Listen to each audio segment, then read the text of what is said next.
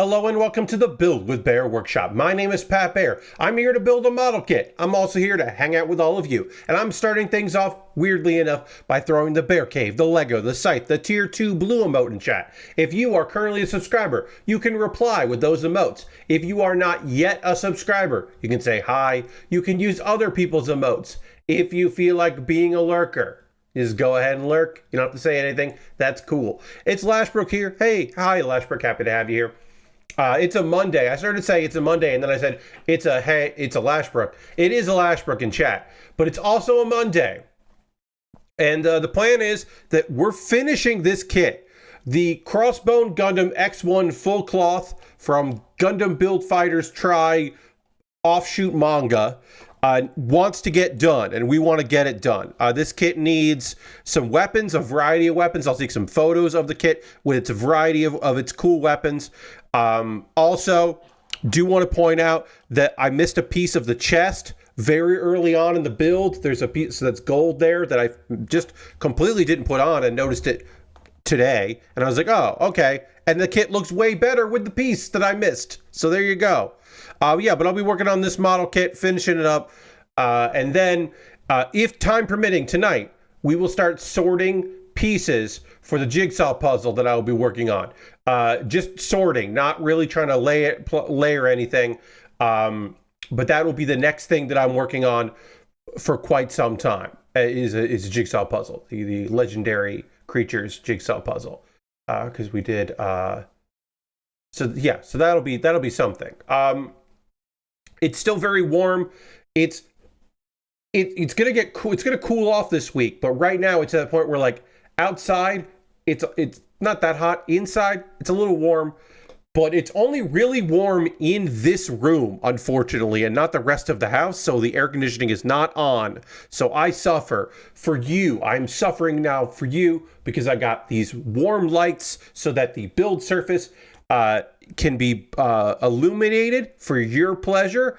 I could tweak the contrast to make things brighter, but that just makes that it just doesn't work.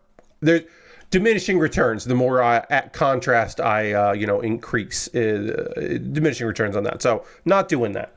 Instead, I will just be a little sweaty until, again, it's going to cool off a little bit, and then once it stops cooling off, it'll be pleasant as hell. And then also eventually it'll warm up again and we'll start running the air conditioner because it'll be hot in the rest of the house and not just where I am.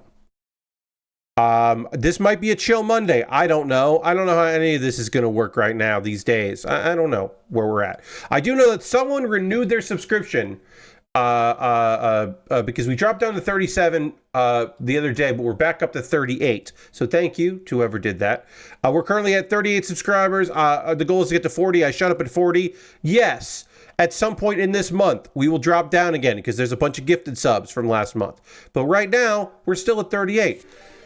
Speaking of renewing subscriptions, Dirty just subscribed to Tier 1. That's 67 months. Let's throw the Bear Cave Lego Scythe Tier 2 blue emote in chat and thank Dirty for their continued support. Means a lot. Appreciate you, Dirty. Thank you for that. Throw some emotes into chat. But yeah. And Dirty just used their channel points so that I hit the yeah button, and I'll do that right now. Yeah. Yeah. Really like that sound. Really like that. Yeah. But yeah, thank you for using your channel points on something silly. I mean, almost all the things you can use channel points for are silly. Cave points. The only one that's not silly, I guess, is like asking a question or unlocking a sub. Like unlocking a sub emote. Like, that's kind of fun for people that are not subscribers. But yeah, ask a question I must answer. I'm probably gonna answer it no matter what, but whatever. I'll say this: the yeah button being 25,000 cave points makes it the silliest of them. It ekes out me ringing a physical bell, which is sillier, but only cost 1,000 channel points. So You know, it kind of balances out. We're finally getting into this. I have not taken any parts of F out yet, so now we have some of our cool effects parts here. Our lovely clear plastic, our clear colored plastic. That looks great. So we finally get to start working with that. So we'll work on various, as I said, this kit has various weapons, and I'll just be putting like 2 weapons on and taking a photo, and then moving on to the next thing, and then taking a photo. So we'll build our sword first. Let's see, this goes like that, and then this blade goes in like that. All right, and I'll wait till I get this together here, but we'll get, so a bunch of A here are our nice looking parts here. We'll get that going. What was I going to say anything? I did a bunch of cleaning yesterday. It was supposed to rain today, and I think it did lightly, but then it ended up, so I wanted to get some work done in our back porch. Earlier this year, the pollen was ridiculous, and we have these covers for patio furniture. And the covers protect it from, you know, the weather, and mostly become a vector for pollen to live on, so they don't live on the chairs and tables and such. So I had to take all the covers off and hose them down. And then it just like rained while I was doing that. And so I was like, all right, well, I'll come back in later. Hey, Lord Crashington. And I was like, well, I can't do what I wanted to do, so I'll do some other stuff because the weather isn't good. But then the weather turned out to be fine because then it stopped raining. So I just ended up doing way more work yesterday than I originally planned. Like a ridiculous amount of more work than I originally planned. Like, oh, so it's just a long day. I had a mask on the whole time because I was dealing with things covered in pollen. Clothes got soaked from using the hose to clean off this like plastic that then would like bounce the water back at me. And then it rained a couple times while I was trying to do stuff. It's like a lot. But yeah, I wore a mask, took an allergy pill, but still was wiped out. And then last night ended with me watching wrestling. And unfortunately, liking AEW right now is to no pain. Now, there's an argument out there that a bad match can't ruin a pay-per-view.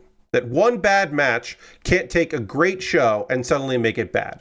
And for the most part, I agree with that. I think like 1 or 2, like a match that was good but has a disappointing outcome, or like booking that you don't necessarily agree with, or stuff that gets really sloppy, it can't ruin a good time.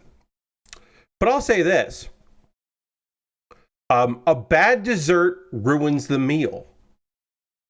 Or I guess you would say not a dessert, but a bad entree. Like incredible appetizers can't make up for a bad entree or dessert. I don't know. This analogy doesn't work as well as I would like, so I'm probably going to abandon it. And I'll say this: you don't put on your worst shit at the end of a performance. If you're doing like a sketch performance, you don't end with the worst sketch. You end with your best sketch. You open with your second best sketch. You end with your best sketch. And in the dead center of your performances, then you do the one that's just for you. The one that doesn't hit every crowd. The one that might not work. You put it there because no one's going to remember the thing in the middle. It's the hardest to remember.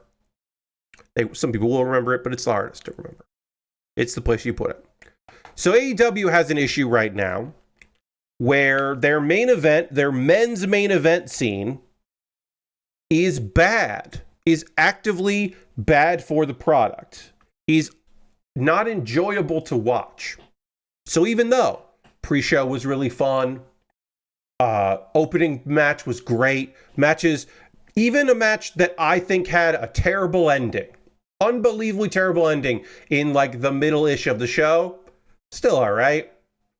Oh, these people, this person lost a belt, and I think that their run was really bad, and it was never really about them, and that's very frustrating.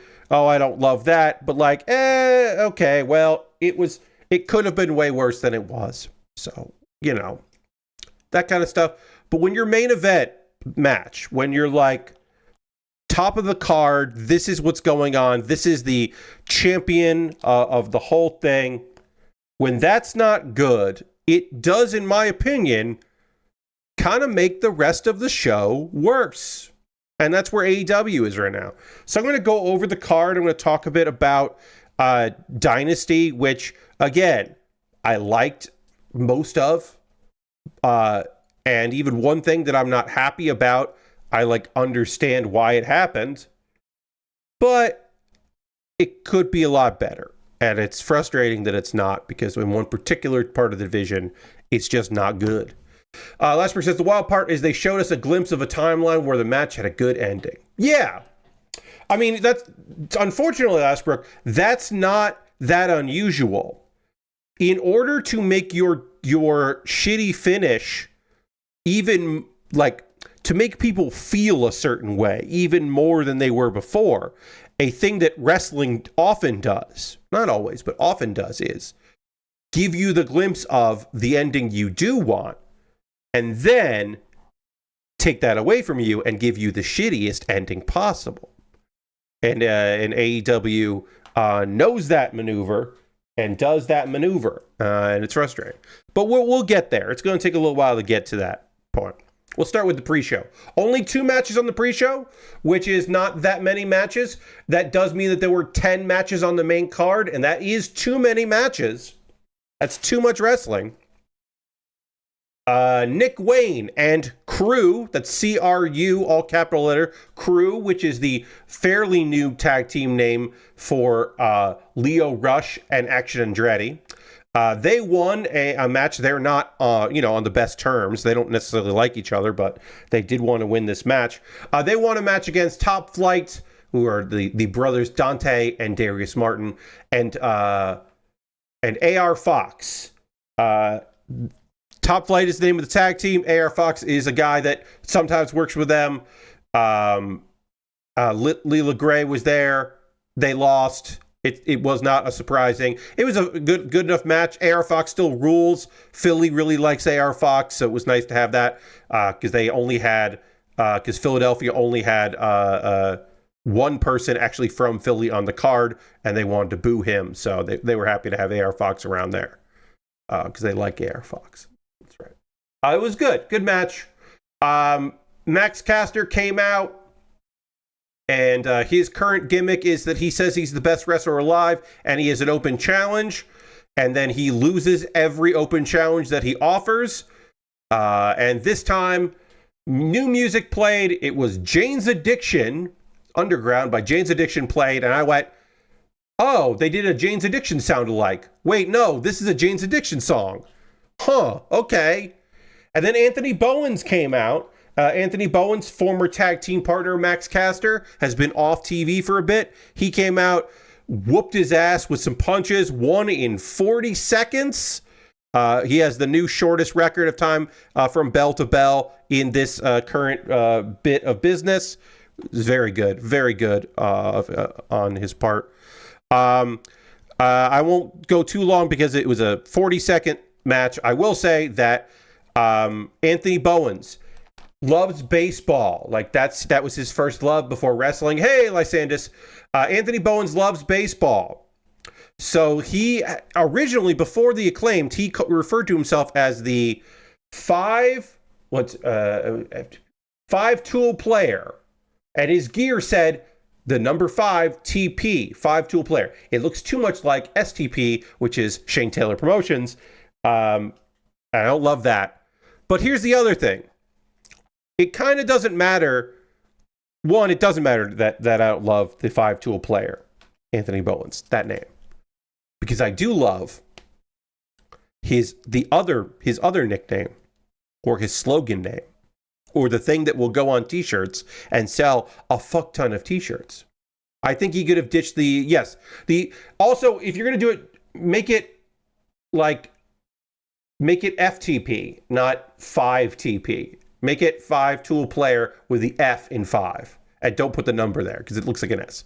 But anyway, that part doesn't matter because the other thing is better. He's the pride of professional wrestling. Anthony Bowens, openly gay, first gay champion in AEW. One of only a few gay people in AEW, proudly out gay people in AEW. There's several people in the queer community there. The pride of professional wrestling. If you know, you know.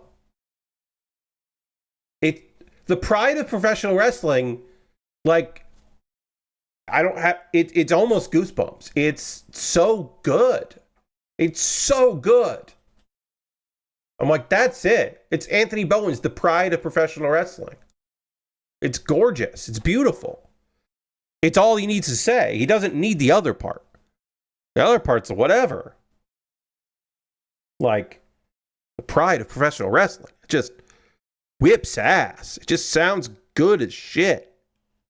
It just sounds so good. I just think it's such a better nickname or slogan or what have you. All right, let's get some weapons together here. We gotta swap one hand out. We gotta break one hand apart to put this on. Again, we're gonna take some photos with the various weapons here. I'll build all the weapons. These are the ones I would not be using because I would be using the other ones over these. I do like this big beam sword because I like a good beam, sword. I think it looks sharp. But the guns are better here.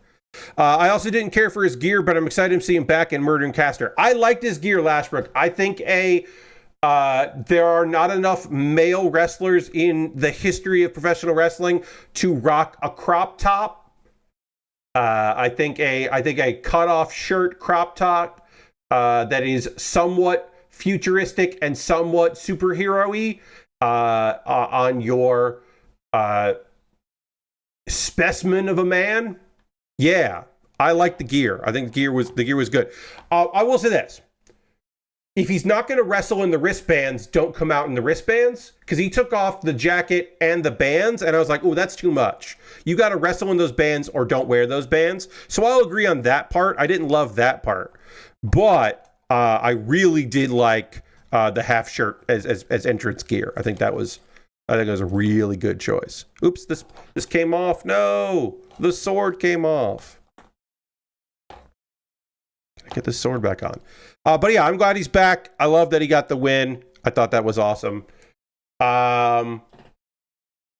In one of the opening rounds of the Owen Hart Cup tournament, on the men's side of it, we had Will Ospreay defeat Kevin Knight by pinfall. Kevin Knight has taken the spot of Jay White in the tournament. I feel like Ospreay was going to beat Jay White, and that match would have been a different beast. A lot of people, there are people out there unfamiliar with his game. They do not know Kevin Knight. They know now. There are two people on this card that had their first AEW, big AEW event, and both of them showed people why they got signed. In one in a very good opener, one in match of the night.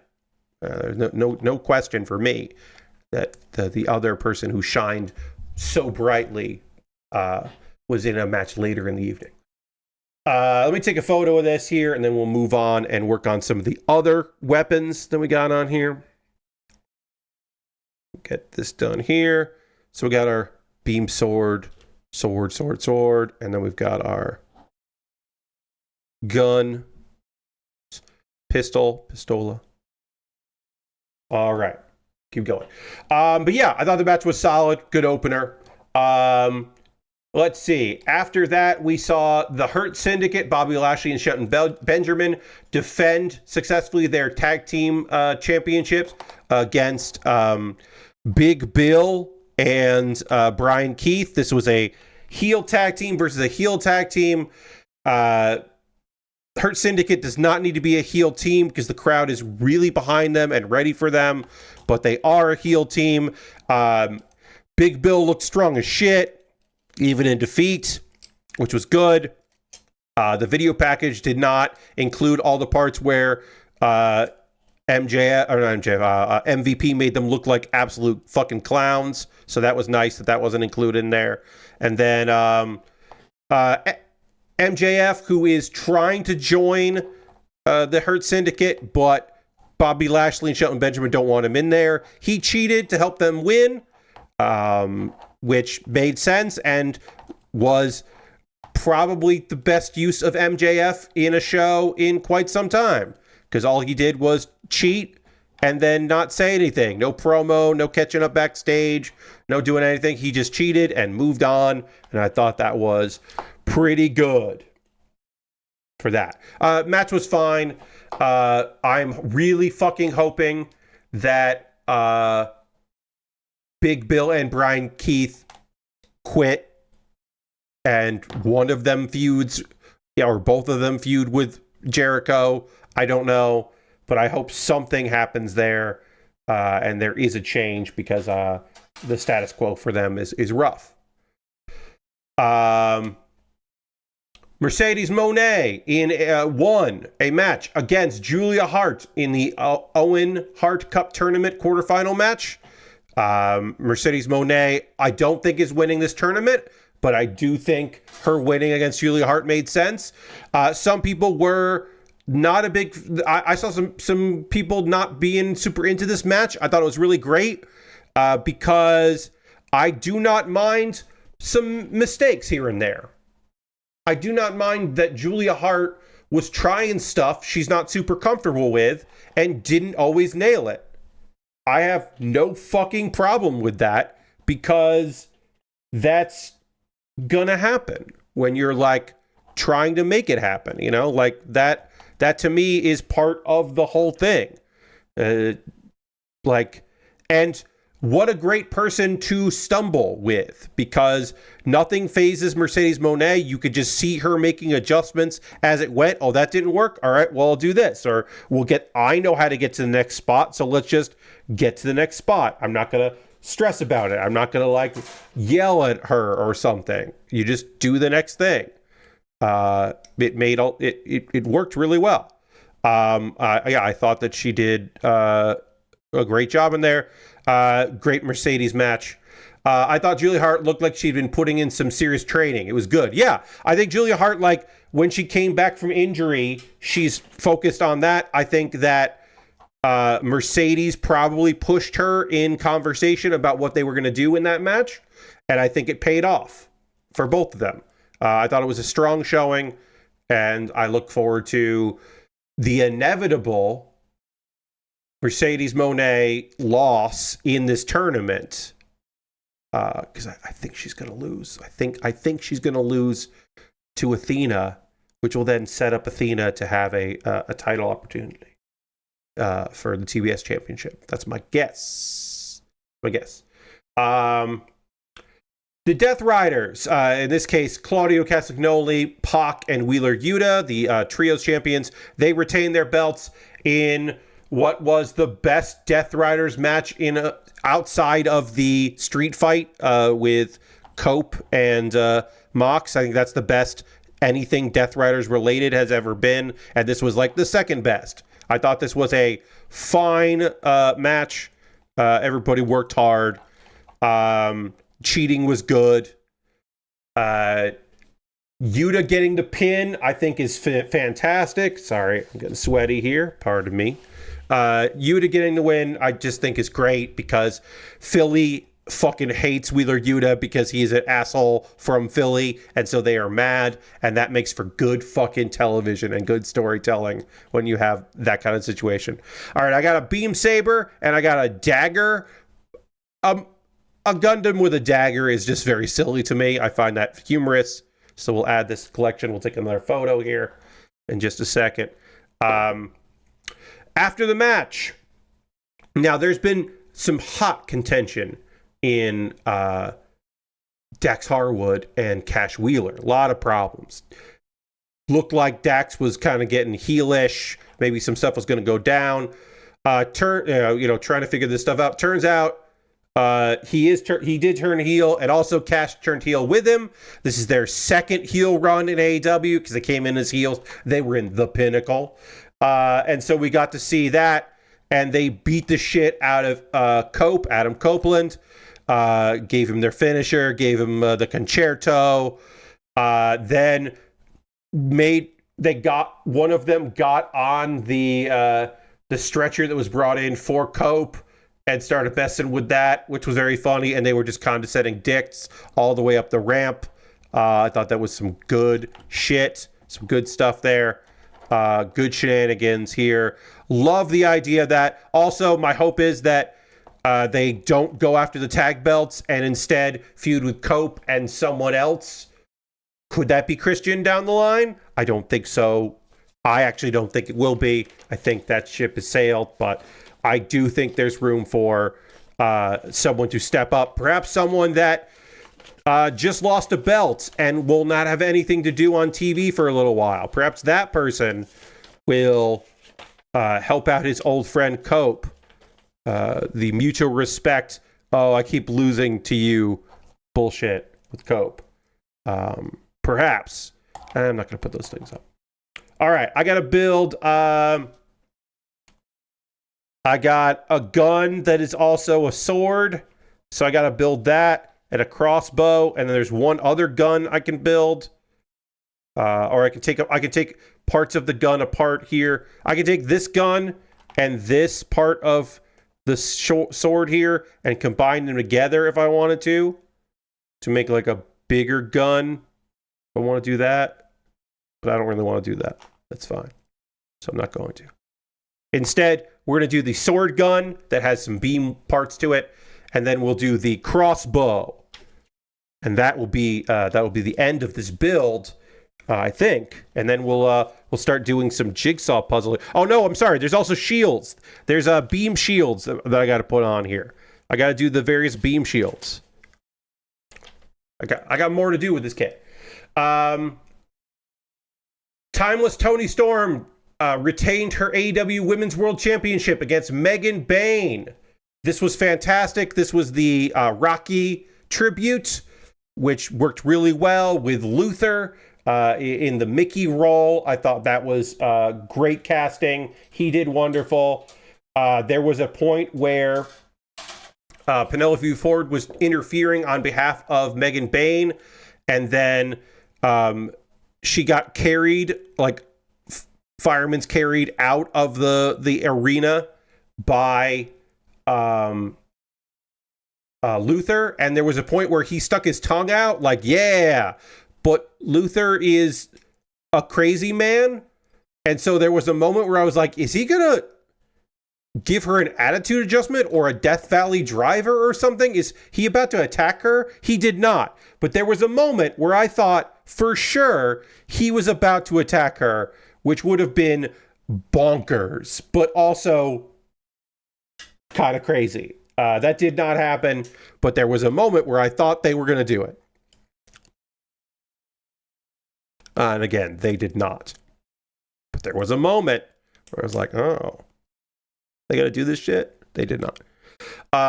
Great match. Megan Bayne had her best showing in AEW because they gave her time. They worked really well together. Tony winning via a cradle after a schoolboy is great. That's some good storytelling, some good writing of her just being like overwhelmed and doing whatever she can to retain her title. I thought that was just really smart and good. And then after that, Kyle Fletcher faced Mark Briscoe in another men's Owen Hart Cup tournament quarterfinal in a match that felt like a main event to a collision that certainly did not need as much time as it had. I think the crowd is always going to be excited for Mark Briscoe, but this match did not need to be on this card. If you're going to cut anything from the card, to me, it would be this one and just do it on fucking TV at some point. What are we doing here? But they did have a strong showing. You get Kyle on the card. Big win for Kyle. Expected win for Kyle. He's going to lose to Ospreay probably in the tournament. That's my guess. So Chris Jericho was putting up his Ring of Honor World Championship on an AEW pay-per-view. And his opponent, Bandito, was putting his mask on the line. Obviously, very fucking important in the world of lucha. So it was a mask versus title match. And it didn't stay this way. But due to shenanigans and some cheatery, At one point, Brian Keith came out to cheat, but then Gravity, who is Bandito's actual real-life brother, came out to even the score, and it was a really nice moment, and everything seemed cool. And then, but unfortunately, that allowed for Chris Jericho to cheat and hit Bandito with a bat in the head. And then he took a very long time to cover him, and so you would then assume that Bandito was going to kick out, but then he didn't, and Jericho won. But don't worry, we got swerved, bro. Don't worry about it. We were just swerved because Jericho hid the bat that he used. And then another referee was told by the mother and sister of Bandito, hey, Chris Jericho cheated to win. So then she found the bat and then said, hey, Bryce, this happened. And then Bryce, who did not see this interference, was like, oh, well, fuck that. We're restarting the match for reasons. Even though I didn't see it, I'm going to restart the match. I'm trusting you. We'll restart the match. And then Bandito won. And Jericho lost. He won and then he lost. And all of this was terrible. Chris Jericho had an okay match with Bandito. I actually think the previous match they had was better than this one. The fake out was so shitty and poorly executed. I'm mad that people let it happen, that no one said, actually, no. Just fucking put him over clean, Chris. Chris, just put him over clean. Don't get caught by him and his finisher because you're so busy trying to attack his sister. Just fucking lose, Chris. Just lose to Bandito. Yeah, it's okay that he's going to beat you. Just lose to him. But that did not happen. Instead, we had what we had, and it wasn't great. I am glad that Chris Jericho is not the Ring of Honor World Champion anymore. I hope this leads to the members of his crew abandoning him because they have nothing left to learn from Chris Jericho. I do not expect that to be the case, but I would love it if it is, because I want it to be done, and I think, it'd be great if it was. I don't know if it will be. I don't know if this is the end or just the beginning of that. Chris could win it back again for some reason. But hopefully he won't. And hopefully Chris Jericho on Wednesday starts talking shit, finds out he shouldn't be talking shit to Big Bill, and then he's off TV for like a long ass time. That's my big hope. We all deserve a break from fucking Chris Jericho, and I hope we get it.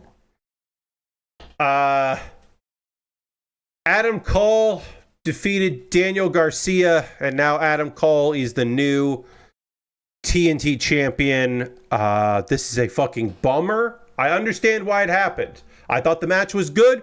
Wasn't as good as the one that went 20 minutes and got called with a 20-minute time limit, but I thought this was a strong match.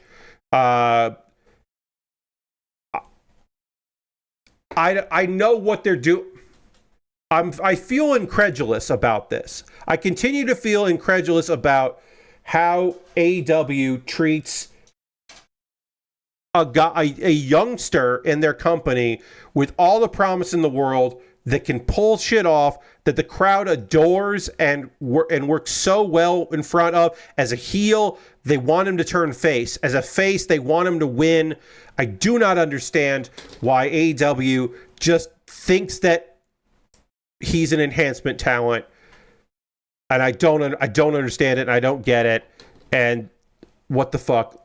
Him winning the TNT title felt like it was more about, well, they want Jack Perry to lose the belt, and I guess it makes the most sense if it's him winning, because he never really had many good defenses of it. This is his first pay-per-view defense of the belt. He was doing trio stuff. The whole story of this was he can't actually beat Adam Cole, and then that's true. So that's just a weird story to tell, and it sucks. And maybe he'll win it again. Maybe he'll pull it off in the future. He'll win the belt back, but My fear is that Daniel Garcia is going to get roped up because he has done stuff with FTR in the past. He's going to get roped in to help out Adam Cole, or not Adam Cole, to help out Adam Copeland. He'll go hang out with Cope. That is my fear, and I have no reason right now to think anything differently. Unfortunately, I just think that's where we're going to go. Yeah. Not thrilled with the results. Not surprised by the results. I think Danny Garcia is fucking awesome, and I hope they actually do something with him, and they don't just want him because he was thinking of leaving. You know? It's just frustrating, because I think Garcia whips ass and is a company man and wants to stay in AEW. He wants good things for his own career, but he does seem to actively want to stay in AEW, and AEW seems very interested in Danny Garcia hating to work there. And I don't get that, and I don't think I ever will. And I guess I kind of don't want to get that. You know what I mean? Like, I don't want to understand why shit's fucked like this. You know what I mean? You know what I mean. In the best fucking match of the night, no question, the second longest match, because literally the main event is 35 seconds longer. The best match on the card, my fucking main event. Kenny Omega retained the AEW International Championship against Ricochet and Speedball Mike Bailey. This is Mike Bailey's fucking welcome party. This tournament has been so good to have Mike involved in it. This match whipped ass. There are plenty of people out there, they're never going to watch TNA. They're never going to watch GCW. They're not going to watch DDT. They're not going to watch DPW. They aren't going to see Speedball. When I say it felt like I was being foolish when I used to say that Speedball Mike Bailey was underrated, because the indie scene knew how good he was and he was beloved. But here's the thing. Our boy, for years and years and years, was just in places that a lot of people won't look. And so he was underrated because people didn't know. They did not know how fucking good Speedball Mike Bailey is. They are unbelievably impressive, unquestionably excellent, and it fucking showed. It was a great showcase of that. Awesome three-way maneuvers here that were very little of, and this person got hit and got dumped to the outside, and we didn't see them for a while. Like, no, it was a trio or a three-way fight over and over and over again. Totally awesome. An excellent bout between all of these people. Great title defense for Kenny. It was his first title defense, and it was a fucking showstopper. This was the best match on the card, hands down, no question. Speedball didn't even take the pin. Ricochet took the pin, but Speedball was tied up in the ropes and could not break up the pin, which keeps him looking strong.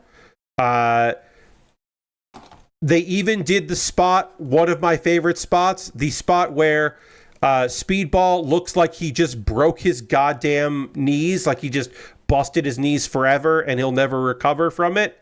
That is a move that he has done before and will do again. And I think that's a great spot. Should also just say, just for clarification, just for clarity's sake, that Speedball uses both he, him, and they, them pronouns. Speedball is a he, they. So you can use either. I try to often use they, but also, like I said, totally fine with the he. So you can if you want to. But yeah, great showing from Speedball. Loved it for them. Ricochet got bald forever chants, which is just fucking hysterical. The crowd was so into hating. They love to hate him, which is great. There are audience members out there that remember the times where Ricochet, when he first got into the business and worked for, sorry, I put this on wrong. When he first got into the business, and he did many a show in Philadelphia, many Chikara shows. That's where he got his start. People that knew him before they knew Prince Puma out there on the indies, and then of course Ricochet as well. All right, we got one more thing to do here. We got to do our beam hands here, and then we'll wrap up this kit. We'll say we're done with this kit. Take this off here. This goes like this, and then this comes off. I don't remember how to do this. Sorry. It's going to take me a second here. This is very similar to another weapon that I've built before. I just don't remember how this... All right, so we'll try it on the other side. We'll get this. We'll get this right. This has got to come off. And then this covers like that. I don't remember how to do it. Sorry, hold on. It's raining out there. I can really hear it. I don't think you... Hopefully you can't. I don't think you can. Hopefully, and if you are hearing it, I hope it's not distracting. But oops, a sticker came off. Jesus. That sticker coming off. I got a part of this kit I can't figure out. All kinds of stuff happening right now. It's raining. All kinds of things. All right, I've been delaying it. Sorry. After Kenny won the match of the night, Okada's music played, and Okada came out, and there was a stare down, and then Kenny left before Okada could make it physical. So it is looking like we will see a match, maybe unifying the two belts, which feels like that's a thing that should happen. Will it happen? I don't know, but it feels like it should happen, and I'd be hyped for it if it did. If that is the match we're going to get, if we're going to get those two connecting the two belts together, I think that's very smart and good, and I would like to see that. I would like to see them unify those two belts. Now, I don't know what you do when you combine the international title and you combine it with the Continental Championship. I think you get an international Intercontinental, but Intercontinental is, of course, already a term used by another wrestling promotion. So I don't know what you call that. I think you go back to calling it the All Atlantic belt, because that's what the international used to be. It used to be called the All Atlantic. And I think that would be very funny if they just called it the All Atlantic again. But yeah, I don't know. You come up with a new name for it. But I think they could, if they wanted to, they could combine them. I don't think they will, but they could combine them. I don't know. Maybe they will. Maybe they will, and I'm just wishful thinking. So our main event, Jon Moxley, the AEW World Champion, who keeps the belt in a fucking briefcase, and we don't get to see the belt, so we don't know. We haven't seen it since he won it. I can't get this part off. This is wild. I'm gonna take the whole arm off here. So this piece is supposed to pop out, and it's just not, and I don't know why. This piece is supposed to pop out. It's wild that it won't. There it is. Okay, now I got it. Jeez, I don't know what was going on there, but that piece was just not coming out. So, Jon Moxley retained his championship against Swerve Strickland. There was a lot of cheating throughout the match. The match was 31 minutes and 35 seconds, which is too fucking long. That match was way too long. That was just an unbelievably long match for no good reason. No good reason to do that. It did not need to be that long. The mat-based wrestling I thought was kind of all right. I'm just sick of Jon Moxley and this gimmick. I hate that a good wrestler is now wrestling a style that makes him a bad wrestler. I think that is a terrible idea, and I don't know why they've done this, but they have made me not like...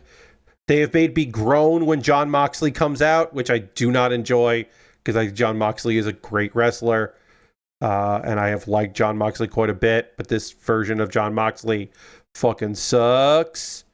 And not in a like, oh yeah, I can't wait for you to lose, haha, take it. In a, oh, I don't want to watch parts of a show that I like. That sort of dislike. All right, we'll get the beam part on here, then we'll put the shoulders back on, and then we'll call this a build. Thunder. Got some thunder going out there. Hopefully everything will be cool. Hopefully there won't be any lightning and anything like that. But right now we're getting some thunder.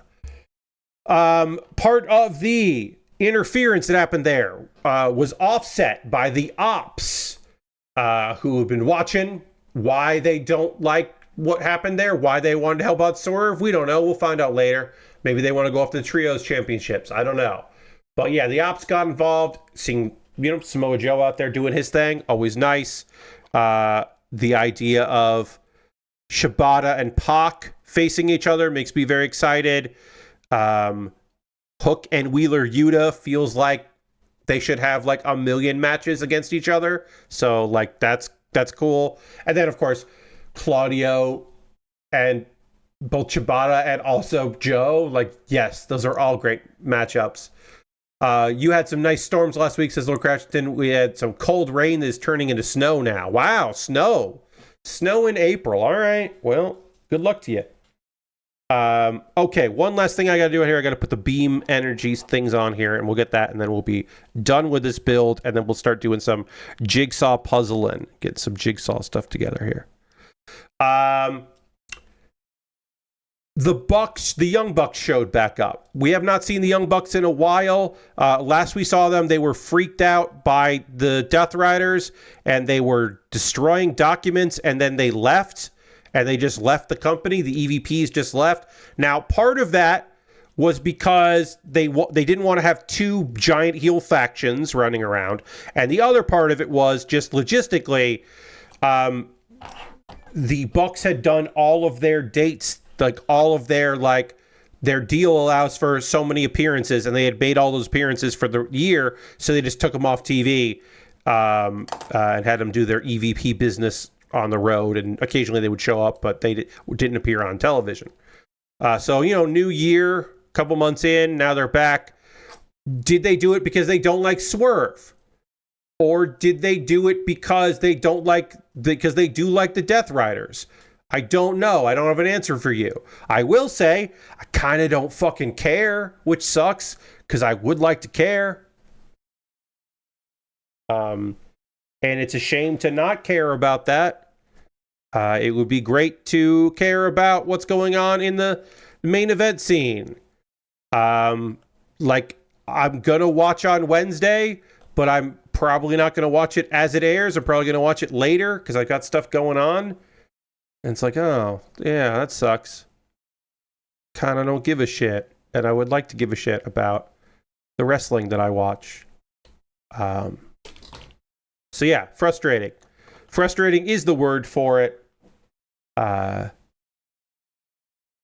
Look, I did not think that Jon Moxley was going to lose that belt. I did not think that they were going to pull an audible and have Swerve win. Do I think they should have had Swerve win? Yeah. I think there's a valid argument to be made that they should just course correct and not have the big title change at All In and just do it now, because I don't think they're going to do it at Double or Nothing, even though they should. I think they have to give up on this fucking storyline because this storyline fucking sucks. I think the Death Riders are awful faction, and it's brought nothing good to the company. I think it's just bad. I think they got a couple okay matches out of that, but I think Jon Moxley as a wrestler needs to take a break, go away for a while, come back, maybe a slightly different gimmick, a different variation of it, have the Death Riders kind of fall apart and go their separate ways. I think that's the way to do it, because this sucks. It just sucks. And I don't enjoy what's happening in the company. I enjoy watching their programs. I enjoy AEW. And again, I said this at the beginning of the stream, beginning of this discussion. Part of it is that they're making, yes, I thought Kenny Omega versus Ricochet versus Speedball, that's my main event. That's my main event on the show. That's my favorite match on the card. It doesn't matter that the main event sucked because that match was so good, but it does matter that the main event sucks because it's the last thing. So if they're going to keep doing this shit, put it on fucking first. The last pay-per-view, the fucking last one, the main event should have been Mariah May versus Toni Storm, and it wasn't. And it fucking should have been, because that match whipped ass and was cool and was way fucking better than Adam Copeland versus Jon Moxley 1. Like, it's just like, nah. That was clearly, you fucked up and you put on the wrong match in the main event. Like, just obviously the wrong fucking match. Ugh. Really, really frustrating. So we got a beam shield, and we got a beam, like, dagger kind of thing here. We'll put that on, and then we're going to call this kit finished. The matches are weird, but starting a tournament is a weird choice for a pay-per-view. Yes! Look, I think Kevin Knight versus Will Ospreay was a great match, and that's a great way to start a pay-per-view. Doing a tournament for the person doing a tournament, the matches were good. It's weird to fill out that card. This card did not need to have 10 matches on it. It did not need 10 matches. That's too many fucking matches. So I think you cut Kyle, and if you want to do like 2 Owen Harts on there, then you do Ospreay, so you get Ospreay on the card, and you do versus Kevin Knight, and then you do Mercedes versus Julia. And I think that's the way you do it, and you don't do Kyle versus fucking Mark Briscoe. You don't have to do that shit. Or you do one of them on the pre-show and not the main card. I don't know, but it was too long. You can do one more match on the pre-show, but the main card was bloated, and I think that's a bad choice. Anyway, the men's main event scene in AEW sucks, and because Tony Khan does not treat the women's division as equally as the men's division, it is by default the men's world title is the main event scene, the fully main event scene, and it's bad right now. The champion is bad, and it makes for a bad time, and it's rough. And yeah, like I said, for some people, the main event scene being bad, it's like, well, yeah, I didn't like the ending, but I did like the rest of it, so it's okay. And to me, it suffers. It trickles down the card and suffers, and I don't know. When I look at who is in the men's Owen Hart tournament, obviously we don't know one of them. We do know that the winner of the tournament gets a title match at AEW All In Texas. Right now, that will either be Will Ospreay, Kyle Fletcher, or a wild card entrant, or Hangman Adam Page, or Brody King, or Takeshita. It's going to be, my guess is Takeshita wins. We get Will Ospreay versus Takeshita. That's a dream match. Hangman wins, or the wild card wins, and then they lose to Kyle Fletcher, and so then the main event, the final, which takes place at Double or Nothing. So by Double or Nothing, we know who's going All In. I imagine it's Will Ospreay. Now, the wild card could change that. It could also be Hangman Adam Page. Swerve Strickland could be the wild card entrant, and we get Swerve versus Hangman. It could be that. We don't know. Also, there's been talk about it being Jack Perry. Because the Bucks are back, so that way we get the Elite, doing their thing. That's certainly a possibility. And I think that could be really good. And I think there could be some good shit coming out of there that I could really enjoy. All right. I have now taken all of the photos for this kit that I want to build, or that I want to take. And this can go away. Go away from there. And then we're going to get into some puzzling. We're going to get some puzzling. Now, for the rest of the stream tonight, we are just doing sorting. That is what we're going to do here. I will zoom out some. Get a little wide with it.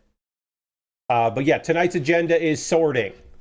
We are going to be just sorting pieces for the rest of the stream. I will talk about some anime that I've been watching, all that. But I will not need this for the rest of the stream here. You can see the map, our legend. You can see it in the photo there and the puzzle there. This is a similar frame to our previous. There will be black at the top with a hopefully the top is black with a little bit of card, but maybe it's not. And then there's black, but also some of this guy here in the middle there. So there'll be some edge pieces that'll be very obvious because the edge piece will be there. Had the term trickle down WrestleNomics pop in my head. There you go, Lord Gresham. It does trickle down. It doesn't trickle down, unfortunately. A great main event scene boosts the whole show. A bad main event scene doesn't make makes good matches seem worse. But yeah, so we can see we'll have some there. Yes, Lord Gresham, this is the same people. It's the same company. This is again, who made this thing? Spin Master Puzzles. But yeah, same thing. I will of course then be looking at some cards. We have black in between all of these to piece it together. But for tonight's purposes, we are just going to be looking for like edge pieces like this, and then they get put over here, and then the parts that do not have an edge get put into like this, like that. So like edge piece, great. Not an edge piece, goes in there. Edge piece. This is going to be part of the cloak here. I actually can immediately find where it goes. It goes right here. So I'll not yet. Right now I'm just doing the sorting. That's going to be the rest of tonight's stream is the sorting, and then maybe trying to put together like, oh, if I find the parts that spell out Magic the Gathering, then I'll put those together. Or if I find the words that spell out TM 2023 Wizards of the Coast LLC, and I can do that. But for the most part right now, I am just going to go through pieces and separate them. And then what I'll end up doing again is going through this one more time in case I accidentally took one with an edge and didn't put it in the right place, which happens. I've definitely screwed that up before. So we'll put it in there. This obviously will be the left corner because this is Wizard of the Coast on it, so I know that kind of thing. That's what we'll do here. We will take a pause for the call to talk about ways you can support the channel and all of that. But we can say we're done talking about the wrestling. I did want to give an update. Multiple colors of cards this time, though. Yes, definitely. I did want to give an update. We talk about this here. We always talk about embracing and the Embracer group, but it is important to talk about when companies de-invest themselves from Embracer or buy out or debrace. When we have a debrace, we want to talk about those debracings. And the newest debracer is, what is their name? Twin Sails Interactive, TSI. Twin Sails Interactive, the Gloomhaven digital people, the Ember Knights publisher. They had a management buyout. All of the employees that were not part of the previous culling have gone with them. And they are going to try to hire back some people that got let go. You may remember that at one point, Embracer broke up a bunch of things into different tiers or different companies within it. And one of those was Asmodee into a standalone thing last year. So they have broken away from Asmodee and they are no longer embraced. Here you go. Magic the Gathering. It says it right there. It's a corner piece. Magic the Gathering. So congratulations to those folks. So they were part of the umbrella of Asmodee. Asmodee was the best money maker. It could say tragic. You're right. It could say tragic. It doesn't, but it could, Lord Grashton. So Asmodee was their real money maker. They were the only group within Embracer that was actively turning a profit. So they spun them off in their own branch to then saddle them with debt. to get rid of some of the Embracer debt because they had capital, which is scummy shit, scummy maneuvering. Anyway, congratulations to Twin Sails Interactive for getting out of there.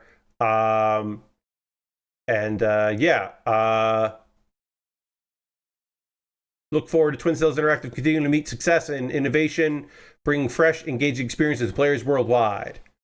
And of course, they weren't like, fuck those guys. They were polite about breaking apart.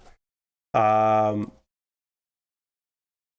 they were, so basically this group took existing properties, existing board game properties, and did digital versions of them. And they're looking to continue to do that with other companies and other things. And I think that's smart, especially as, you know, playing board games online had a real big upswing many years ago and continues to be very popular as people realize, well, we can just be on a Discord call and play a tabletop game online with each other, and that sounds like it'll be fun, and we should just probably do that. So, you know, they're doing that. And good luck to them. The only other thing that we should maybe talk about is, I don't remember if we talked about this on Saturday, so we'll talk about it now so that I can say we talked about it. Because again, I don't remember if we got to this on Saturday. So I'll just say, there's a leaked version of all Minecraft movie out there where the special effects are not done. It was like a progress kind of like cut of the movie, obviously not meant to be viewed by anyone, not meant to be out there. It exists out there. People have watched it. There's a lot of screen caps of it. It's out there. And it went viral because it looks bad in some parts, or weird or incomplete, because it is. So that's out there. I don't remember if I talked about that on Saturday, so I wanted to talk about it. This will be easy to find, this side here. All right, does this go here? It does. Great. We've already got 2 pieces together. Hey, only 498 pieces left to assemble. We got 2 pieces done, everybody. We're doing it. We're making it happen. That's great. Love that for me. So yeah, right now, just taking out the any piece that's a corner piece, or an edge piece, I should say, not corner. I mean, if I can find the corners, great. But I'm looking for edge pieces here. And then again, I'm going to have to sort all of this again because I might have missed one. And then we have the fun thing of putting them together, making sure that, oh, was this the top? No, I know that's the bottom, but is that top or is that the bottom? Oh, I don't know. Hey, here's the other part of Magic the Gathering. I can now put that together. Check that shit out. Magic the Gathering. Put that there. Now we can look and see the part where it says Magic. I won't have this. I will have cardboard down so that I can just take a big piece of cardboard and then put it aside so it's off my build surface. That's what we did for the last one. That worked out really well. I will continue to do that just for this stream, since this stream is just sorting pieces. I'm not going to worry about it, but we'll dive in properly on Wednesday, or sorry, Thursday. Thursday is the next build stream, so that's what we'll do that. I've got so much sorting to do here, and we will continue to do that. But what we should do is take a pause for the cause. I need to talk about ways you can support this channel, so I will get into that, and then I will get back to the sorting. I'm going to take a little drink of water even before I talk to you.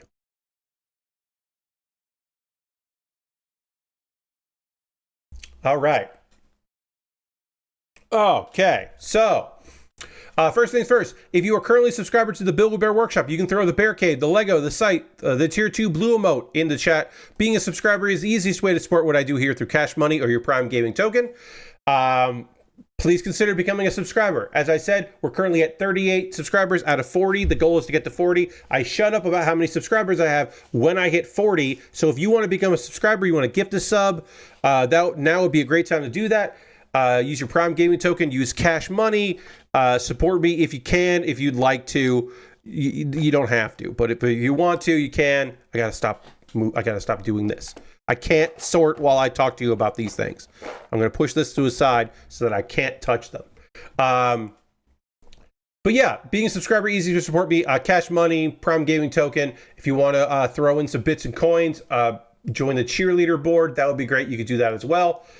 There are other ways to support me. You can go to my Patreon at patreon.com/PatBear. Over my Patreon, there are different tiers: $1, $3, $5, and $10 tier. Different rewards for different tiers. Consider joining me on Patreon. You don't have to, but I would like it if you did. It'd be neat to have you over there. If you want to join me over on the Patreon, you can do that. My patrons have voted. My $3, $5, and $10 patrons have voted about what I'm doing tomorrow at 9 p.m. Eastern. Every month they get to vote. It's my Patreon choice. I am now going to see what won and close out the voting for it. And what I am doing tomorrow is Power Wash Simulator, Wallace and Gromit Special Pack. I'm going to... Is there a way to... Wait, can I close this? I think I can close this, right?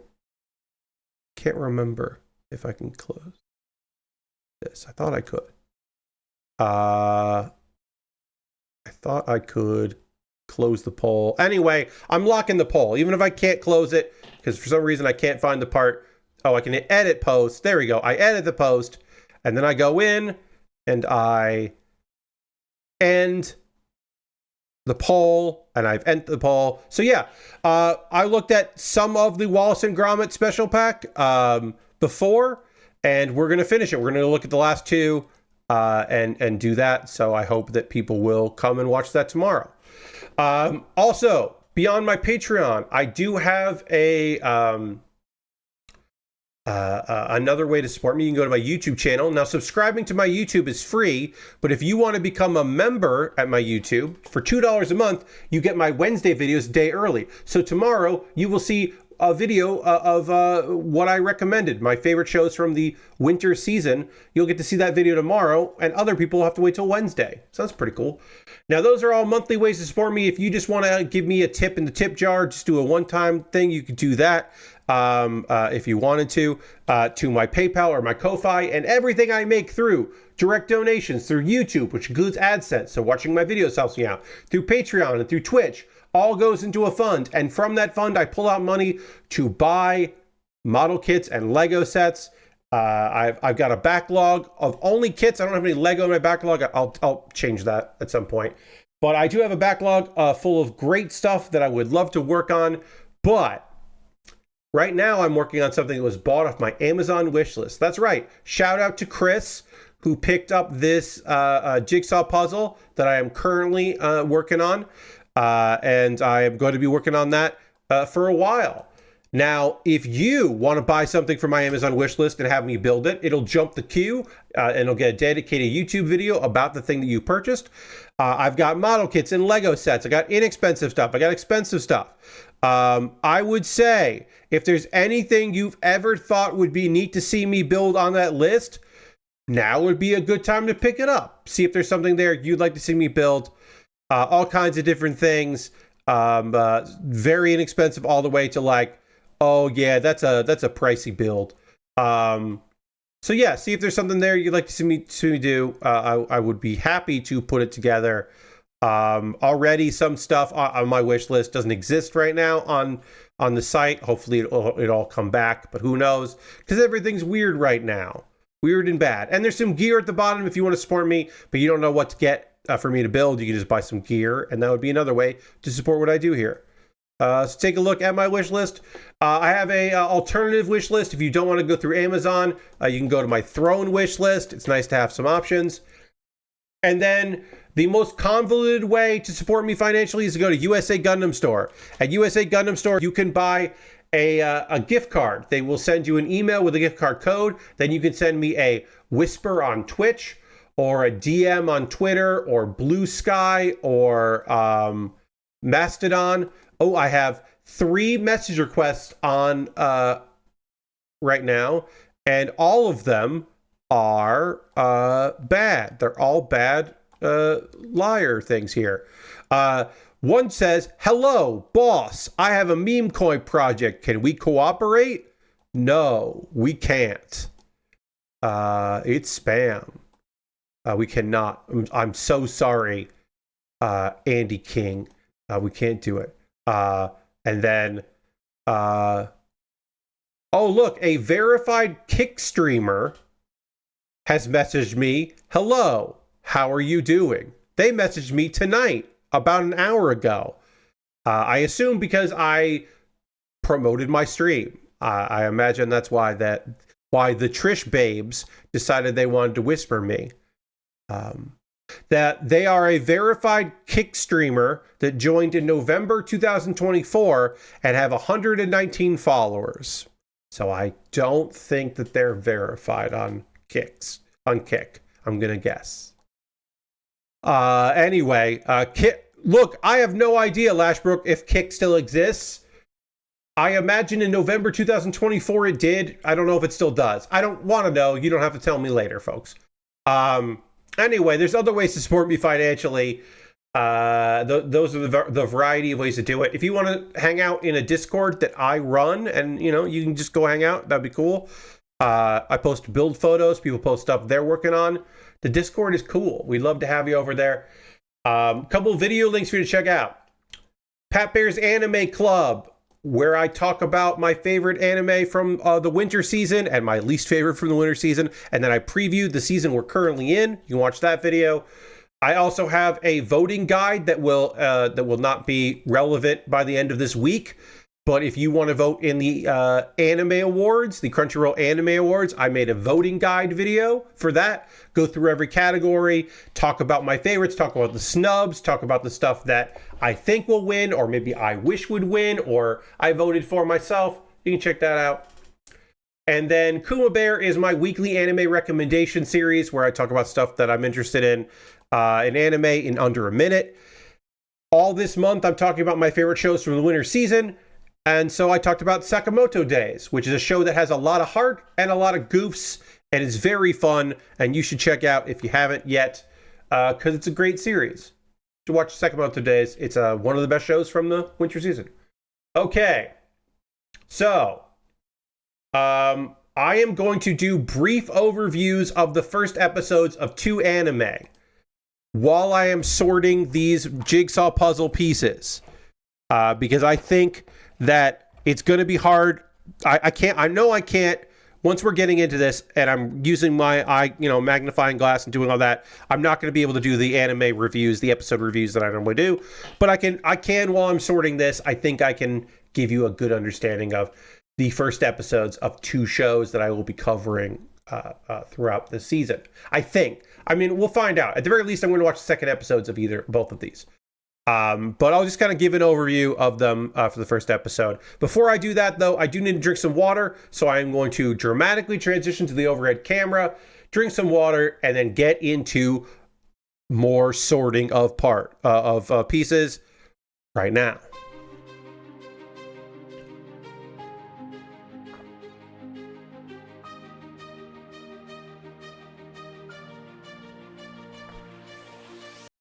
All right, so I don't know if I'm going to talk weekly about Once Upon a Witch's Death, which is an interesting one. And then I found out that I can watch on Adult Swim site.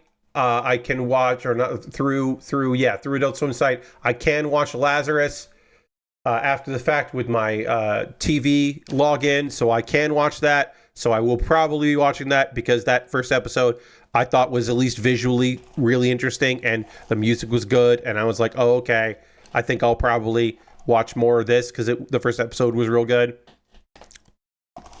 Or I can try to watch it live, but most likely I will watch it during the weekend and then talk about it on Mondays. I don't know. I still don't know. But for the very least, I can tell you about the first 2 episodes of this particular show. We got ourselves a corner piece. Put it over in the pile. Got another corner piece. Once Upon a Witch's Death, episode 1, basically gives us our characters and our plot. So our girl, Meg Raspberry, is a apprentice. She works witch. She works for a character, Mistress Faust, who seems to be, who seems to be like incredibly powerful. We get the sense she really is.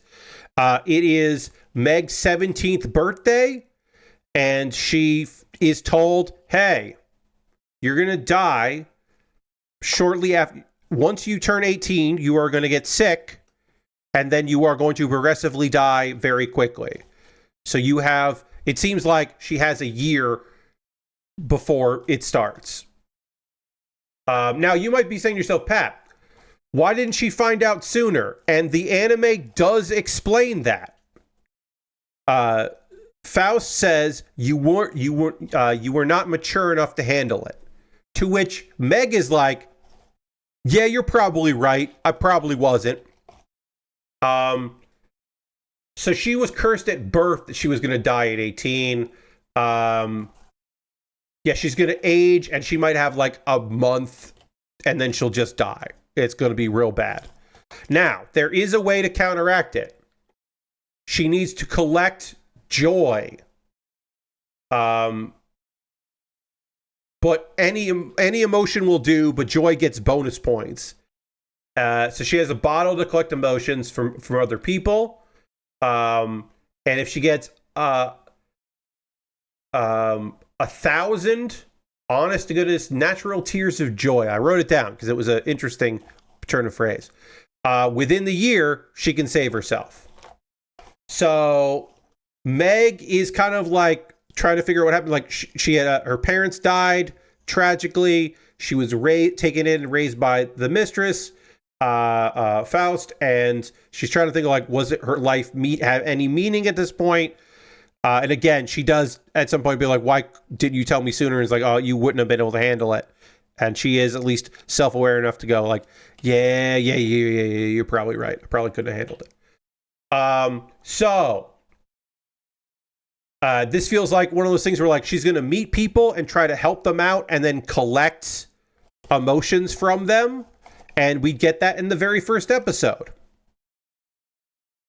where she meets this little girl named Anna, and Anna is just like, and again, sorry, but this is what happened. This is the bittersweet first episode. She's just like, "My mom came home from the hospital and is taking a long rest, like a long nap." And you're like, "Oh, fuck." And it's like, "I want this flower that she really liked. And the only thing I know about it is that it's pink. And I really want to find that flower because I think my dad would like it." But she doesn't know anything else about it. So Anna's just like, "I was going to ask Mistress Faust, but maybe you can help me." And our girl is like, "Yeah, all right, I'll help you." So she goes and she meets the dad. And he clearly is just like heartbroken that his wife passed away, that he didn't have enough, that he was working hard for her treatments and to pay for her treatments, so he didn't get to spend enough time with her as she passed. And it's like, oh yeah, this sucks. This is sad. But there is a photo of them when they took a trip to the Far East. And of course, the thing they were looking for, the pink flower, was of course sakura blossoms. And that's very fun. So our girl makes Sakura appear. So we got the petals. And they, once they see all of this, the daughter and father have a cathartic moment where they can finally cry and start processing the feelings that they've been kind of, putting on a brave face and trying to just get through. And they have like a moment where they, they can actually be sad and live in their moments. And Anna's just like, Meg, I bet one day you're going to be one of the greatest witches in the world. You're going to be one of the big, the 7 Grand Mages, which is just like a nice thing to say because this little girl doesn't know that Meg has 1 year left to live. We also get the assumption Mistress Faust is probably one of the 7. Anyway, she collected 2 tears, but they're melancholy tears, not tears of joy. So they count, but they're not exactly what she needs. But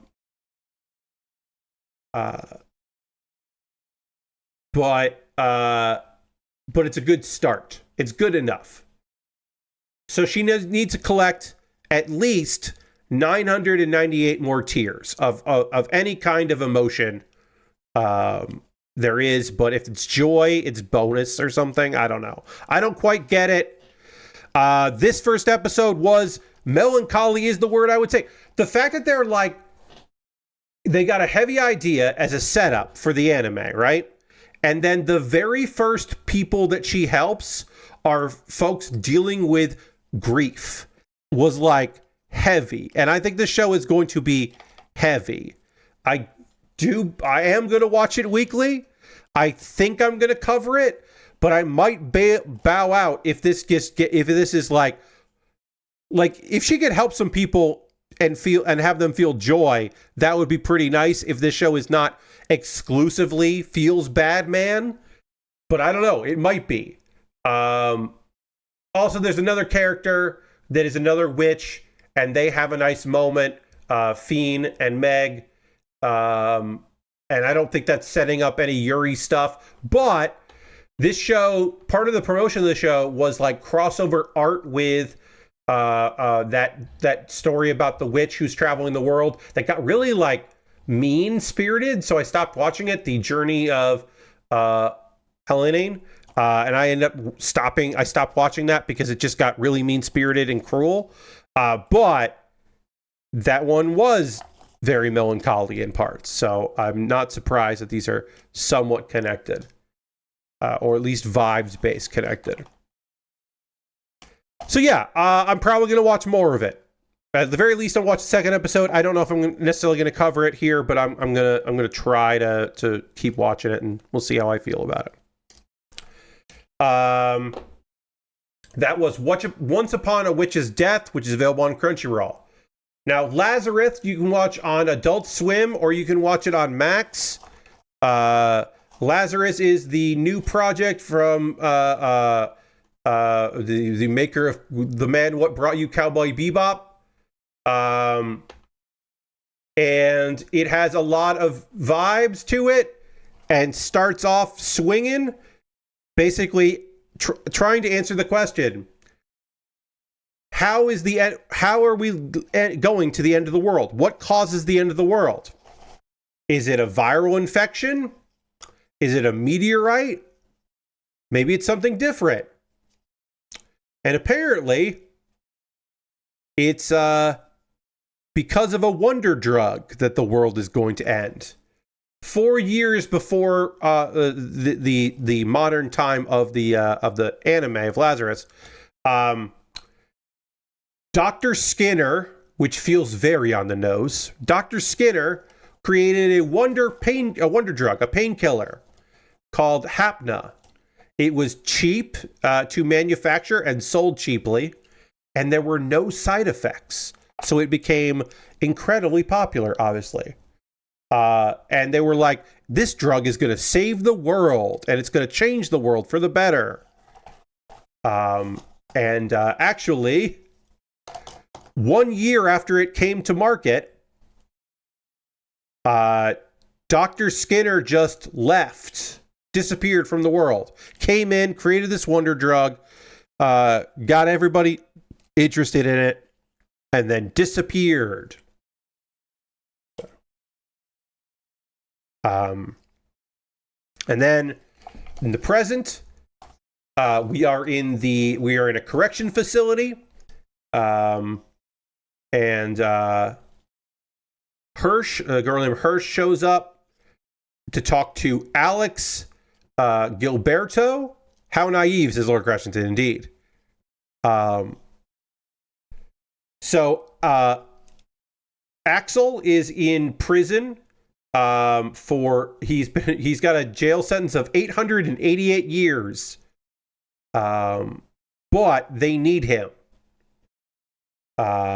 because Dr. Skinner is back. And Dr. Skinner, there's a viral video of Dr. Skinner talking, letting people know what's up and letting people know the truth, revealing the actual truth. Hapna was not designed to be just a painkiller or just like a miracle drug like that. No. The pill stays in your body. And after 3 years, you just fucking die. 3 years after you took it, you die. And because of where we are now, within 30 days, the very first people that took the drug are going to die, and then it will just sweep the world, killing people, killing everybody that took it. And he's like, you, humanity, have to figure out if you're worth saving and you should survive. And then Skinner says something cryptically about the seventh trumpeter, and it's like, oh fuck. So we're gonna get into some religious stuff too, huh? Okay, sure. And that might be a clue.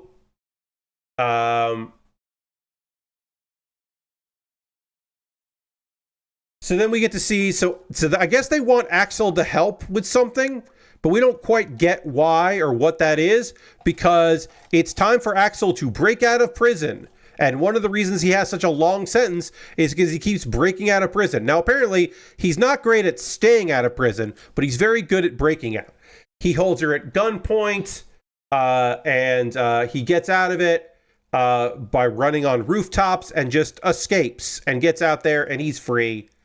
And he steals some clothes, does a little con artistry to avoid being captured, and then he's in Babylonia, the city of Babylonia. Again, so far, lots of on-the-nose names of things, people and names on the nose. Once Dr. Skinner was just like, hey, in 30 days, a lot of people are going to start dying, and then just a lot of people will die. Apparently, a lot of places around the world just erupted into chaos, as you would assume. It doesn't seem like Babylonia is doing that, but other places are. And people are freaking out. Pharmacies are being attacked. Pharmaceutical companies are being attacked. Of course, they're like, hey, we're not selling this drug anymore. Because why would they? And also, one thing I thought was very funny is like there's a recall, and it's like, oh, okay, all right. So now they got to study to see if he was like lying or if it's true, but nobody knows. Nobody really knows. Meanwhile, Hirsch, the character we met there, she's trying to find Axel. So there's a bunch of wanted posters. Right now we don't know what he could possibly have anything to do with any of this.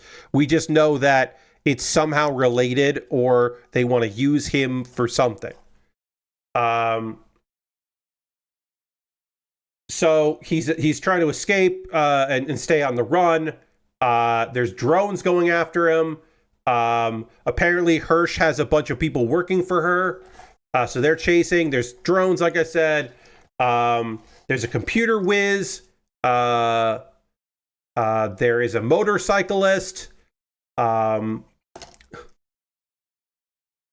then there's right now, Chris is just the motorcycle guy. There's a girl who's good at hacking. And then, I'm sorry to say this, I laughed when I learned this character's name. There's also the strategist, the no-nonsense strategist, whose name is Doug. This anime has a character named Doug in it. Doug catches up with Axel and has a gun pointed at him. Axel jumps off of a building and then eventually falls on a bunch of drones and uses the drones to break his fall. But the girl Chris, who rides a motorcycle, he doesn't know that Chris is talking him up, and then she zaps him, and he gets knocked out. So he falls for the old attractive blonde lady distraction. And then we find out why the anime is named Lazarus, because that's the name of the group. The name of the group is Lazarus. So Hirsch's group, I guess, is called that. And they're a task force. And it seems like they're looking for Dr. Skinner, and Axel is important in that operation. And again, we don't know why. But it's the first episode of an original series. So, like, it makes sense we don't know why. And we don't know, what's going on. And if this is, like, on purpose or real or what's real. I thought this was a very lots of substance here, lots of mystery that we we'll learn more about. I thought this was a strong opener.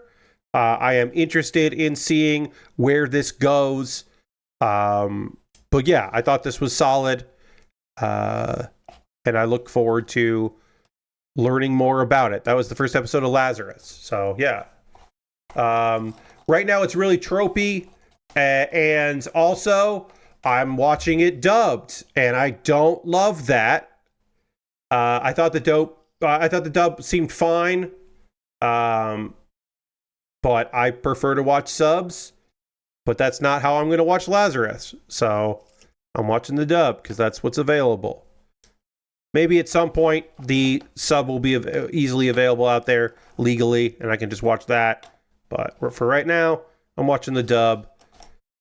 And I guess coming out of an English, speaking, cast, the name Doug shouldn't have made me laugh as much as it did, but it fucking made me laugh that one of the characters is named Doug. I put some pieces in the wrong pile here, so I'm going to have to sort everything again. But that's what it is. So yeah, that's the anime that I've been watching. I think I'm going to keep watching both of them. Now is the part of the stream where I want to hear from you, friends. What are you watching? What are you up to? What are you watching? Anything? You go to the movies?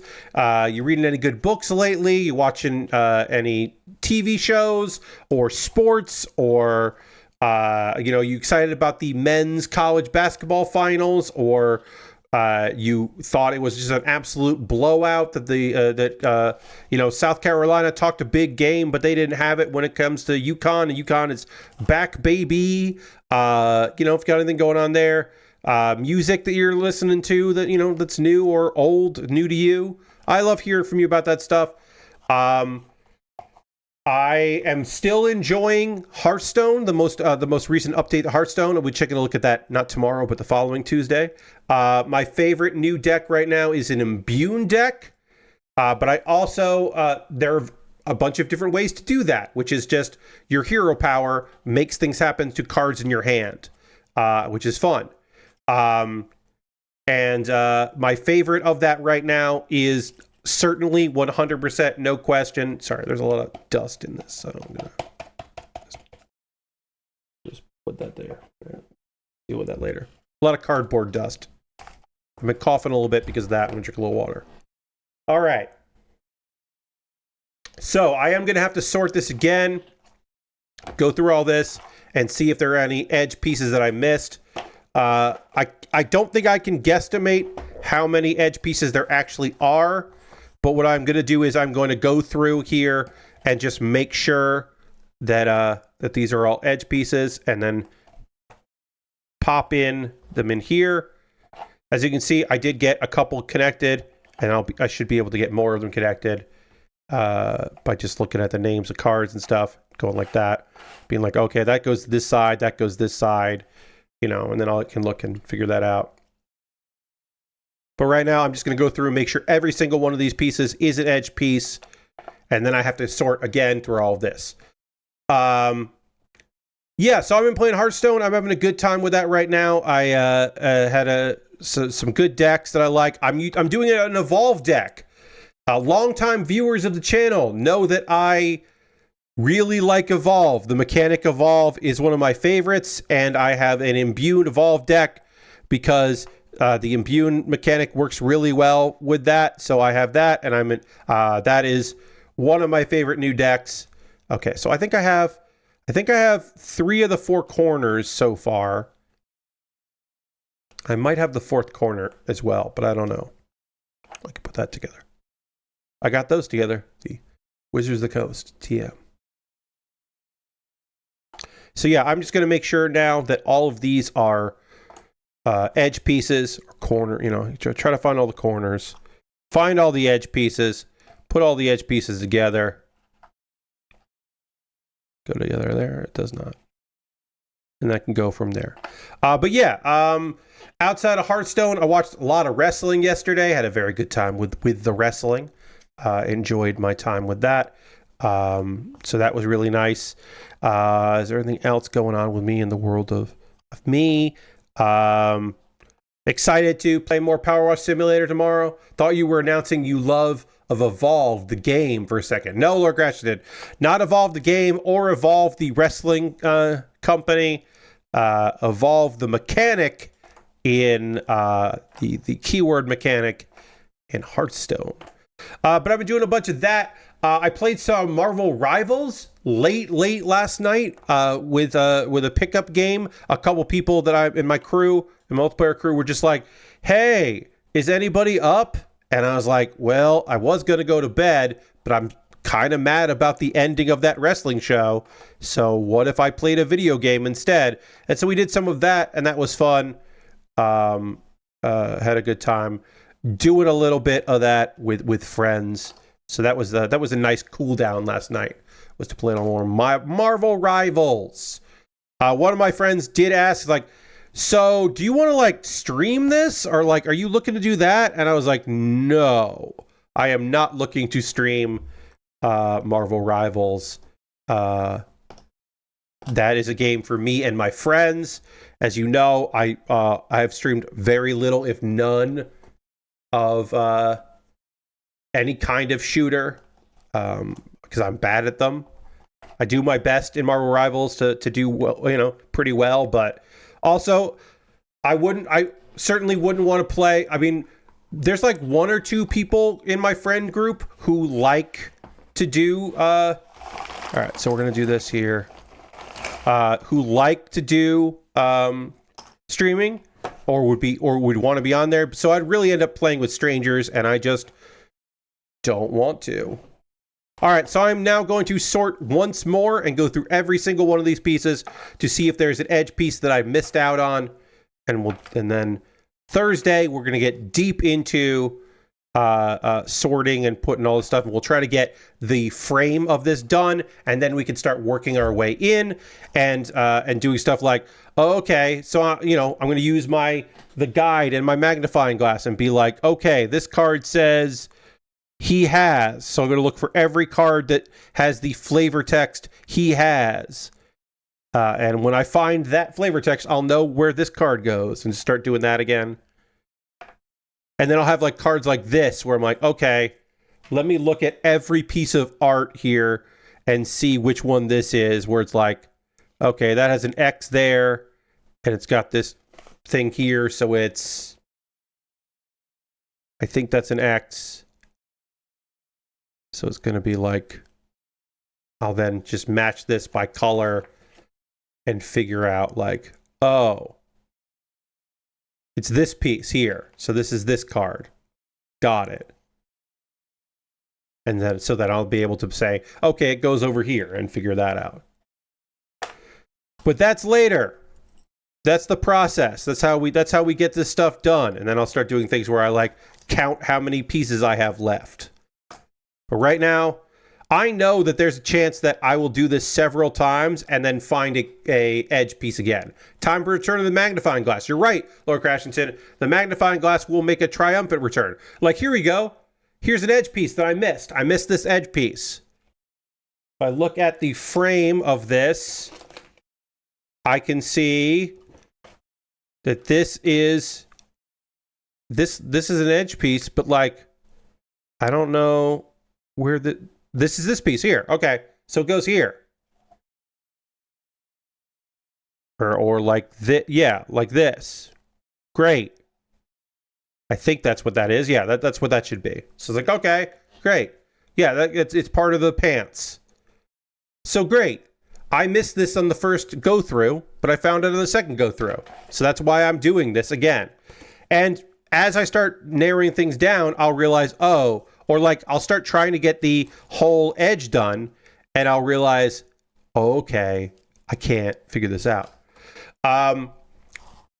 Simone Yetch, who you may know for making weird robots. For a little while, she worked with Tested.com. She has a YouTube channel. She makes interesting inventions, and for a long time, she was making strange robot stuff.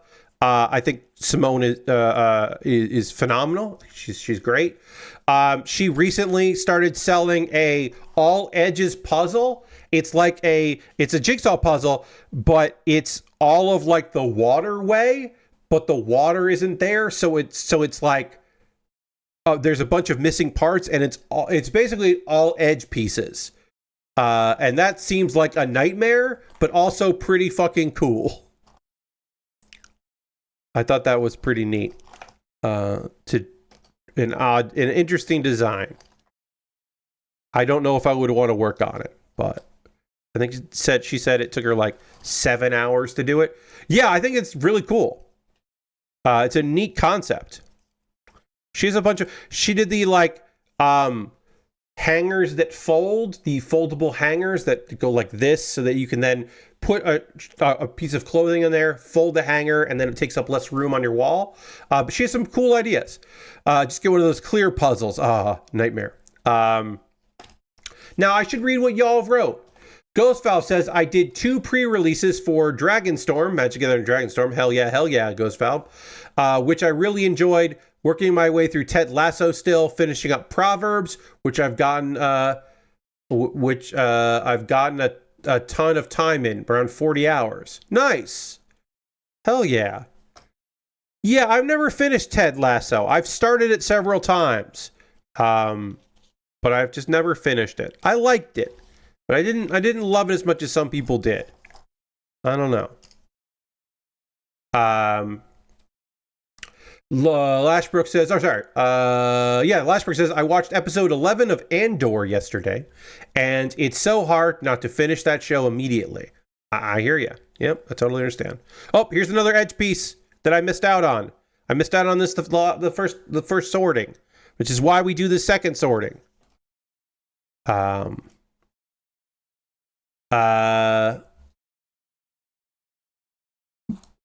Lashbrook played a little more System Shock and then did the opposite of this channel's goal and tore apart your GameCube so you can remove the extensive rust and do upgrades.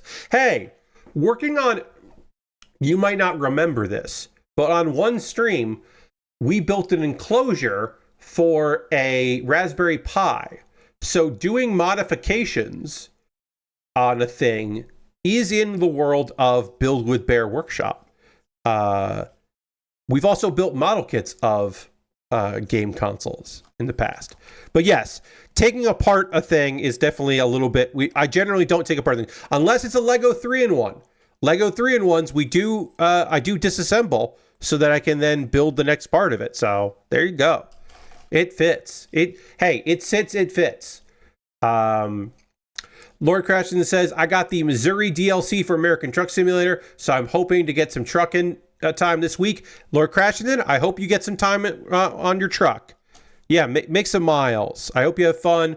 Hope there's some good music for what I can't imagine is that interesting of road conditions. Yeah, and now we're caught up on conversation, which I'm happy about. But yeah. So yeah, as I said, the plan for this one is I got to sort through all these pieces one more time to make sure that I have all of the end pieces. And then, because as I start to do the edge, I will quickly notice, oh, I do not have all the pieces that I need. I do have my cardboard ready to go. I'm excited for that. Getting that piece of cardboard out. I'm excited to work on this because the last jigsaw puzzle I had a lot of fun doing. I'm glad this was purchased. Thank you to Chris, who picked this up, who I don't think is Mr. Bob, because Mr. Bob always said both Chris and Mr. Bob. And we also haven't seen Mr. Bob in quite some time. I hope you're well out there, Mr. Bob. I will sort through the rest of this on my own time. I'm here with you for another few minutes. Don't get it twisted. But I also will go through this on my own time and sort the rest of this to make sure that I have what I need. And then I will probably do this has words that are easy for me to read pile. Once I'm done with this sorting, I'll go through that and start doing and this is just, I think I can figure this out. Now, our guy in the middle here is probably going to be easier to figure out. It might not be. This might be harder than the angel, or it might be easier than the angel. I don't know. This will be the most difficult part. It always is, to me anyway. Reading the card and then reading the piece of the card and figuring out where it has to go. That to me is so much easier than figuring out whenever Intet. I can figure out what card Intet is and where Intet is by this. Because remember, these cards are in alphabetical fucking order, which I did not realize the first time. Are these? Wait. Yeah, wait. These might not be in alphabetical order, are they? These are not in alphabetical order. That's going to make it so much harder. Oh, I took this for granted. I thought for sure these are not in alphabetical order. Oh, wow. All right. So one of the things that made the last puzzle easy was you'd be like, okay, this says, this card starts with an L, so I know where it goes. This is not in alphabetical order. Oh, wow. Okay. All right. Yeah, I got Rune over here, and then I got Emil, the Blessed, and I've got something that starts with A down here. Okay. So this one's going to be harder than the previous one. All right, that's good to know. But this card, that's going to be tough. Or this piece of a card, that's going to be tough to figure out.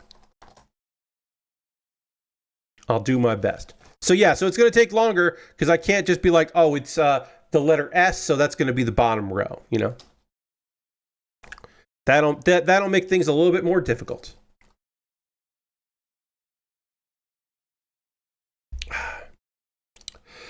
First episode of Gundam airs tomorrow, so I will talk about that on Thursday. So look forward to Gundam coverage because it's fucking coming. Talk about some Gundam. I do think I will be talking about that on a weekly basis, going through the Gundam series. I did not see the movie, so I assume this is just the first part of the movie because I think the movie was just the first 4 episodes with maybe some stuff that isn't going to be in the show or whatever. I don't know. Or was part of a prologue. I'm not sure.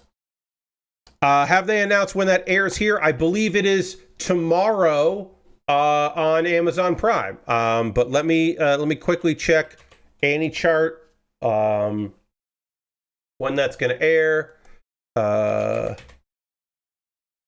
Yes, it will be out tomorrow afternoon on Amazon Prime. 12 hours and 36 minutes. Yeah. I believe that is accurate. I do not want to give misinformation, so hold on.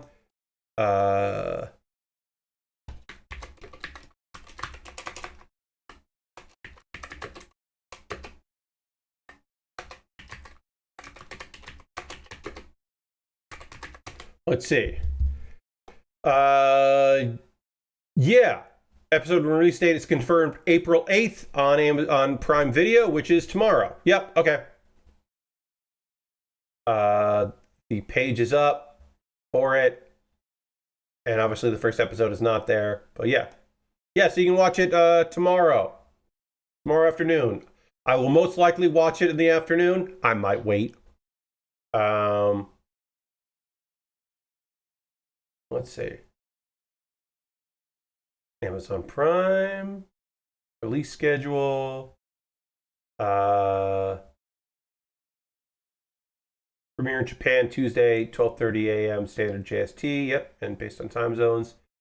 It will premiere on Tuesday, April, sometime around 8:30 a.m. Pacific Standard Time or 11:30 a.m. Eastern. So excited for that show. Yeah, I mean, like I said, I didn't see the movie, but I'm certainly interested in it, and I'm excited to check it out. All right, so on my own time before Thursday, I will have sorted through all of this one more time. I'm gonna just put them all in here for now. Oh, look, here's another edge piece. See? So I am going to go through this pile one more time on my own time before Thursday's stream starts to make sure that I've gotten all of them. And it's often better for me to do that off stream because I can just have music playing or a video I don't care about looking at and just listening to and go through all of these dang pieces here. But yeah, Thursday I'll have the cardboard set up and we will do the work. We'll do the necessary work of going through all of this stuff. And then also on Thursday, I will have already, as I said, gone through this pile, separated everything out, and then I will start working on the border, on the frame, getting the edge together here so that we can start seeing where these pieces go and start being like, okay, well, this is one corner here and the other corner is over there, and then okay, these are the words here, so I know this is on the right side, but which one is a 3 of 3 on the right? And then I'll look at this and be like, okay, this is a 3-3, so this piece is the top corner, down a little bit. Okay, so that's going to be in there, and start piecing it together and putting wherever it needs to be, and start working from there. I am excited to work on this. Pat almost cursed there. Yeah. All right. Yeah, I think that's going to do it for tonight's stream. I want to thank everybody for joining me tonight. Now, we do, of course, end every stream with a raid. We're going to go find someone doing cool stuff and go hang out with them. I encourage you to come along on this raid. We're small but mighty, but I know that you'll have fun wherever we hang out. So feel free to come along with me. Who is streaming on a Monday evening? My friend Joe Kim doesn't stream that often these days, so we'll see what Joe Kim is doing here. Well, Joe's been going so long that I bet Joe's almost done. Sorry. Mary Kish is on a business trip this week. Yes. So yeah, we're not going to raid Joe. I love Joe, but we're not going to go raid Joe because I do not know how long Joe is going to keep streaming for. So we're not going to go raid Joe. Hey, let's go hang out on Giant Bomb Forever. Let's go see whatever Giant Bomb is. There's a quick look playing right now. We'll go see what this one is. This is Dark Star 1 Broken Alliance from 2010. I don't think we've done this raid before, so let's go raid Giant Bomb Forever, because I just think that's a fun bit of business to be on the background. And then come back tomorrow, 9 p.m. Eastern tomorrow. I will be playing more Power Wash Simulator, more Wallace and Gromit, washing some vehicles, and then going to the moon. We'll do both of those. It'll be really fun. Thanks so much for being here. I'll see you on the next one. Goodbye, everybody. Goodbye, goodbye, goodbye, goodbye, goodbye, goodbye.